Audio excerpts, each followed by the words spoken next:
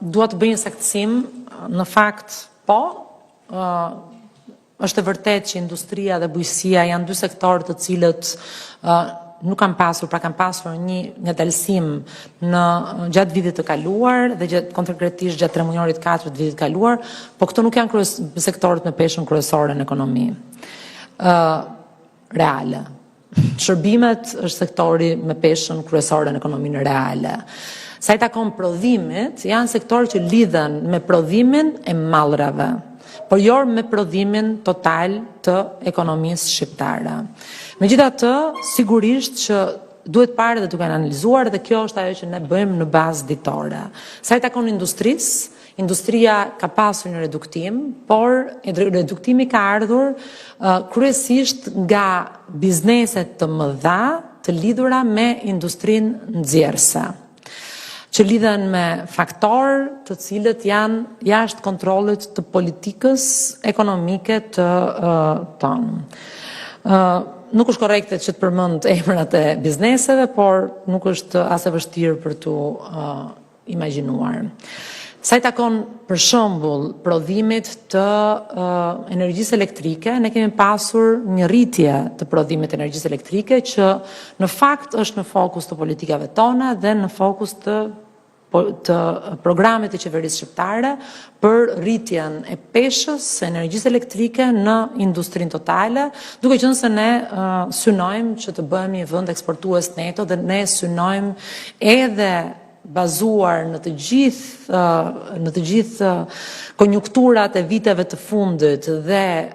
të ndikimit të çmimit të karburanteve në kostot e prodhimit apo në ekonomitë, synimi ynë është që të përqendrohemi te energjia, te prodhimi i energjisë elektrike, ke prodhimi i gjelbër i energjisë elektrike dhe tek autonomia e shtetit shqiptar në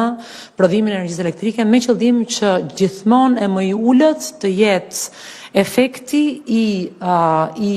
goditjeve nga jashtë dhe mbi të gjitha i goditjeve të karburanteve në ekonominë vendase. Dhe vërteta është që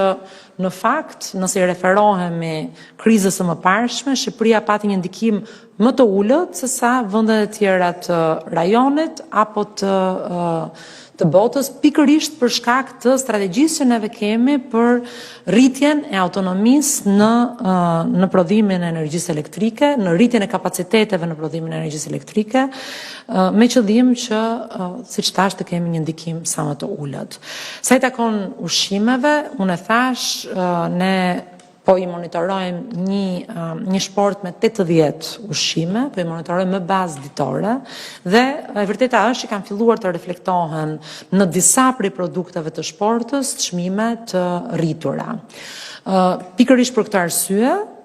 siç thash, ne do të aktivizojmë një ekip, disa grupe monitorimi nga Inspektorati Shtetëror i Mbikëqyrjes së Tregut për të verifikuar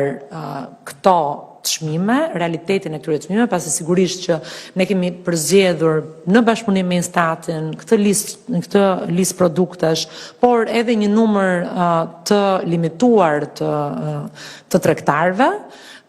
Tani do të dalim në terren për të monitoruar çmimet dhe për të monitoruar reflektimin e furnizimeve me realitetin e çmimeve. Patjetër që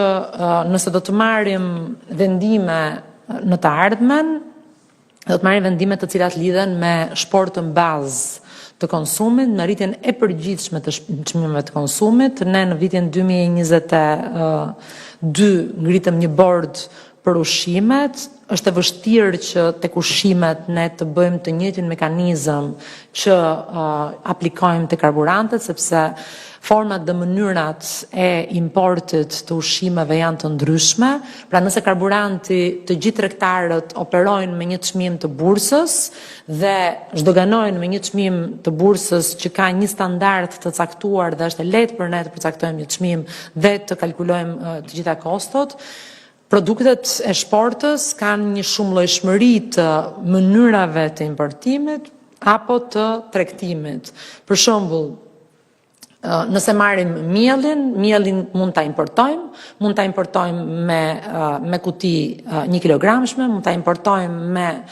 thas apo me depozita, mund të importojmë grur dhe ta prodhojmë dhe është shumë e vështirë që të përcaktosh një çmim për mielin apo një çmim për bukës pasi komponentët e kostos janë shumë më të ndërlikuara. Megjithatë, siç thash, ne jemi në monitorim dhe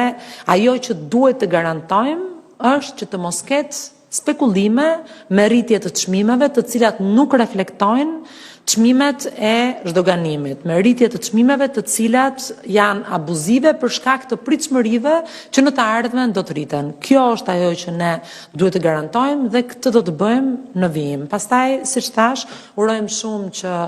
ndikimi në inflacion të mos jetë shumë i lartë dhe megjithatë do të marrim masa për të mbrojtur stresat e nevojë.